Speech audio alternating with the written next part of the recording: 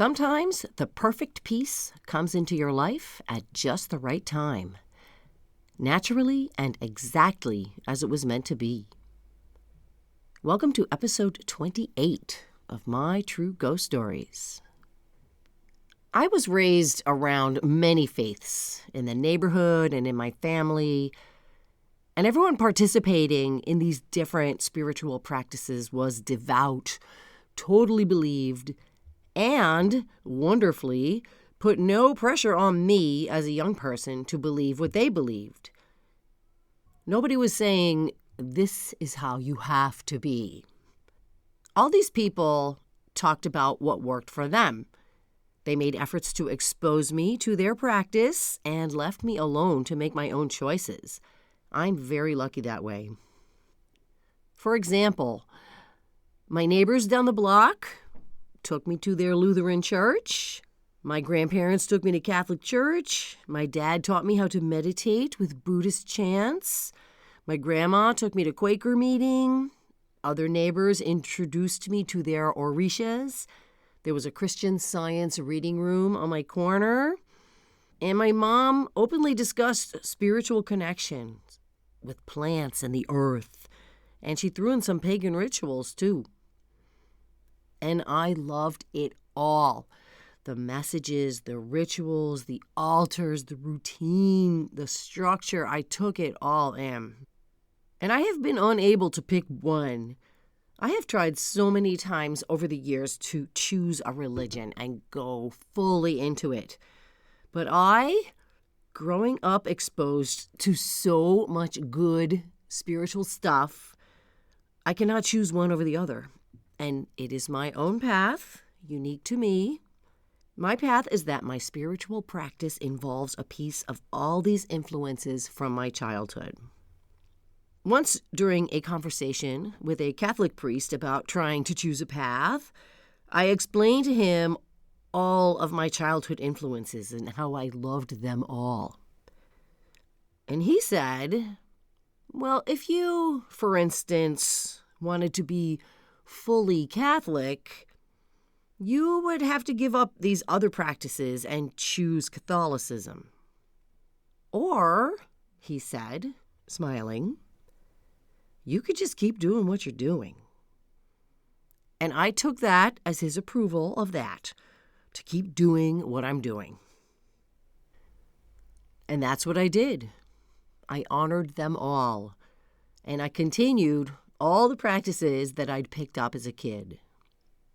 And when I started to do this work, intentionally going into haunted spaces and talking to sad and sometimes angry ghosts, I knew when I started this that I was going to need to step up my spiritual game for protection, to have a solid foundation.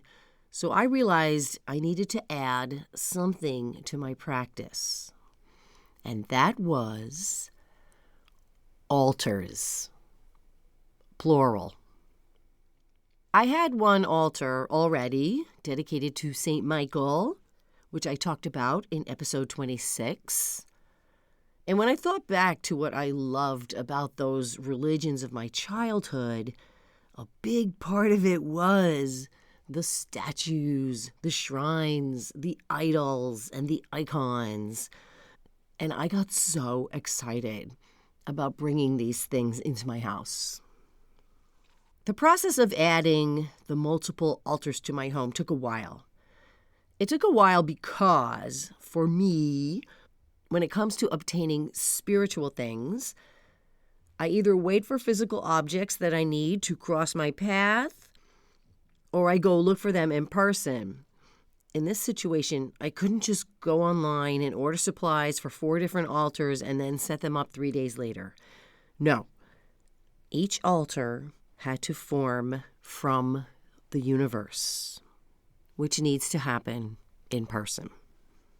So I consulted in person clergy, priestesses, and practitioners for information and guidance.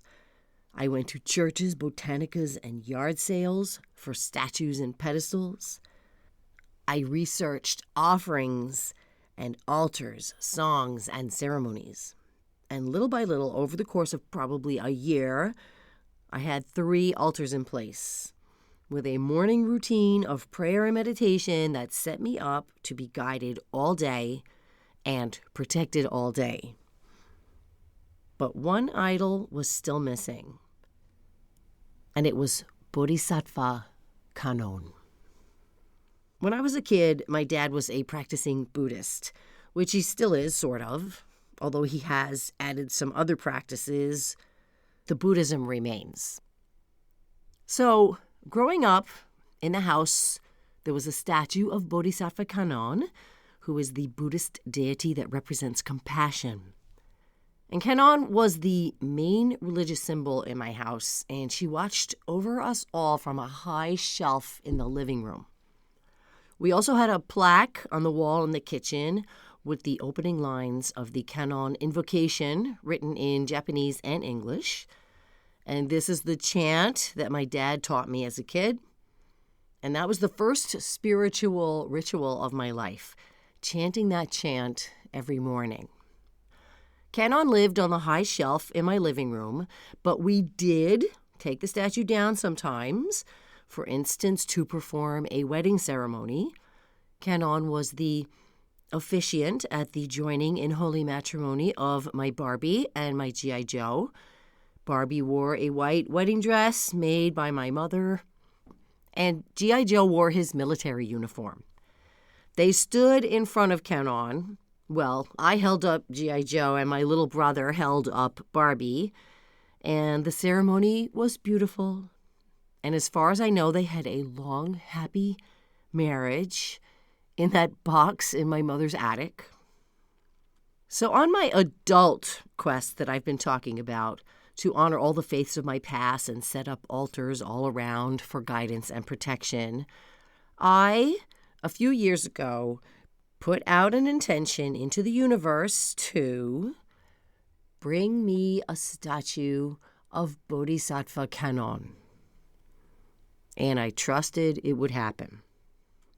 And while I waited for Kannon to appear, I began to research this deity of compassion so that when the statue did arrive, which I knew it eventually would, I would know what to set up and what prayers to say.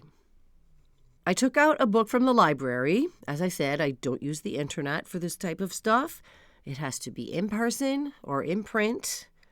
And the book was called The Gods of Northern Buddhism: Their History, Iconography, and Progressive Evolution Through the Northern Buddhist Countries. And the book was by Alice Getty.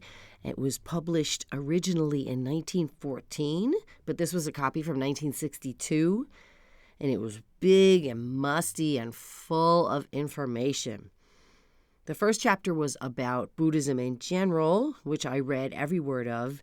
And then the next section was about all the Buddhist deities. I took that book with me on a weekend trip to the Jersey Shore, which I do fairly regularly.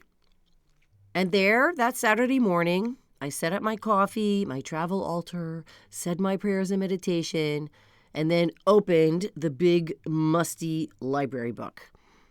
Since I had already read the first chapter all about Buddhism in general, that Saturday morning I went directly to the chapter about Kannon.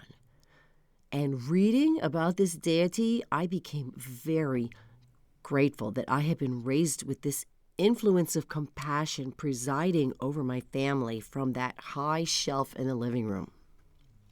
And I was grateful that I had chanted that chant every day as a kid, even though I did not know what the words that I was chanting meant. I believe I invoked this compassion by the magic of this kind of thing, and it really helped me to be compassionate. For instance, when I was little, I used to carry dry cat food around in my coat pockets in case I ever met a hungry cat. And I'm sure my younger brothers and sisters will probably disagree with this next statement about their mean older sister, but I was a fairly compassionate kid, and I think I have Kannon, plus my upbringing, to thank for that.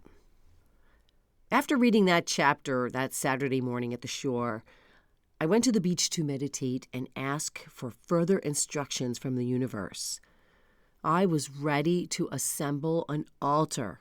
I was just waiting for the materials. As I said earlier, altar pieces have to come to me by human hands. There needs to be a conversation, contact with another human being, an exchange of energy, or at least the knowledge of the origin of the object. It's very old school, but it's how I have to do it. So I had one last altar to put together, my altar to Kanon. I let go and trusted that the universe would present the materials in its own time. That weekend down the shore, my boyfriend and I took a little trip to the Main Avenue. Every Jersey Beach vacation town has one. Has lots of souvenir stores, antique stores, little restaurants, a pizzeria or two, a drugstore, and a hardware store for the locals. We were walking past a large thrift store that looks like it used to be a Woolworths or something, and some of you might know what Woolworths is. And inside this large store, they have little booths for different vendors. The vendors aren't there, just the friendly cashiers and the workers who may be volunteers. The whole place has a very hometown local feel to it.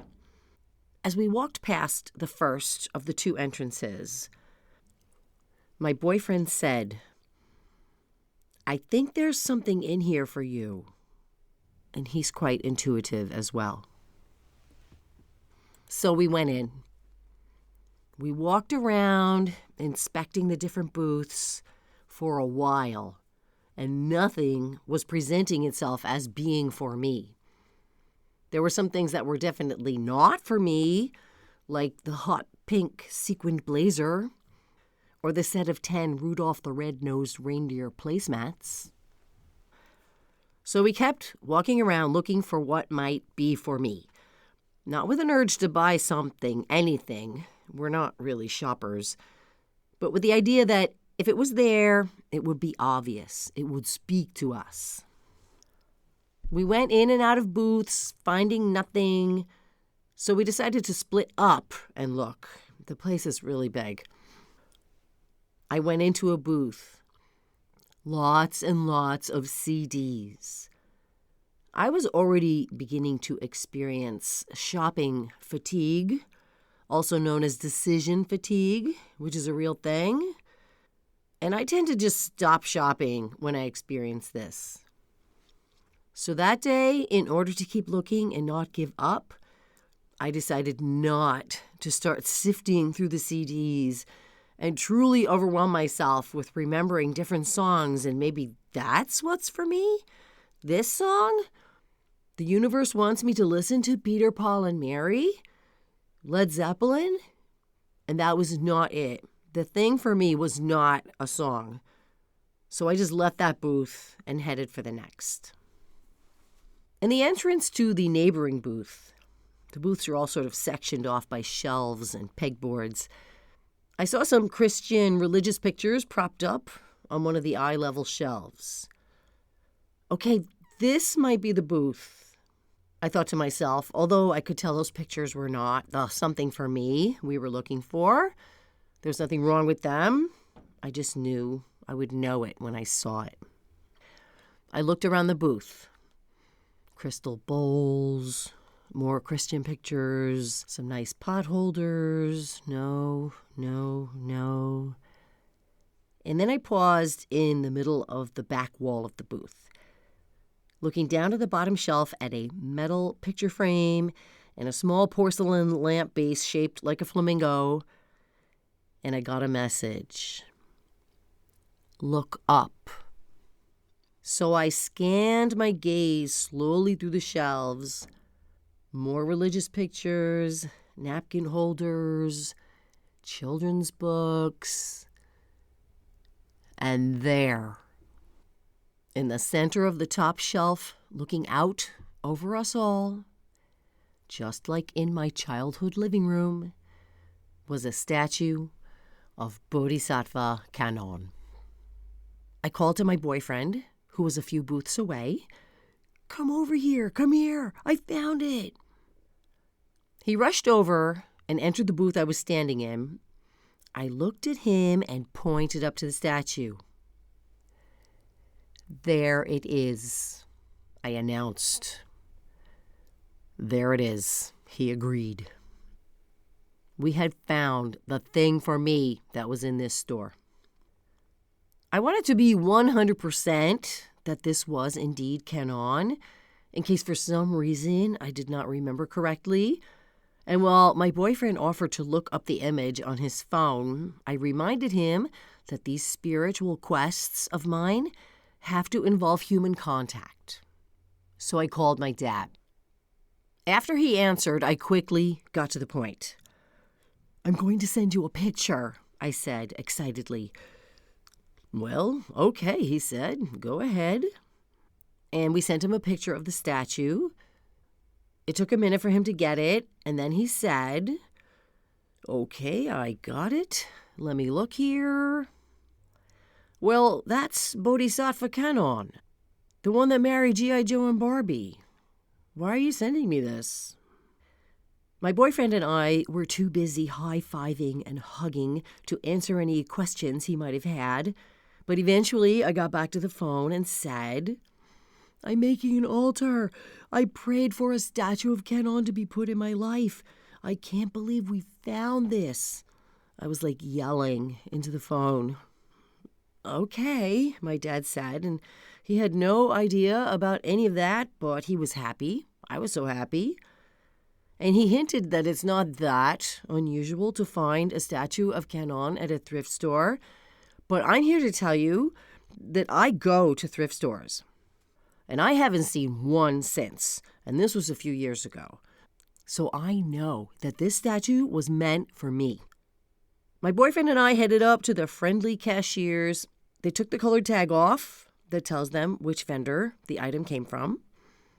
And while they rang it up, I blurted out, I've been praying to find a statue of this deity. I've been studying from a book I got at the library. They were mildly interested and extremely polite. We will tell the vendor for you. He will be happy to know his statue went into good hands, they said. So, more human interaction, more exchange of energy. When we returned to the city, I asked my dad to write out for me the Canon chant that he had taught me as a kid. I couldn't remember it past the first line. He said I could just print it off the internet, but I said, Dad, please, it has to be in your handwriting. So he agreed. My mother, soon after that, by chance or not, gave me the plaque with the opening lines of the Canon chant, the one that was on our kitchen wall when I was a kid. She had found it in the attic and thought I might like to have it. I framed the chant written out by my dad. I placed the plaque from my mom from my childhood kitchen to the right of it. And these are right beneath the statue of Canon, who was on the highest shelf in my living room, looking out over us all. If you've enjoyed today's episode, please take a second to subscribe, review, and share it with a friend to help this show grow.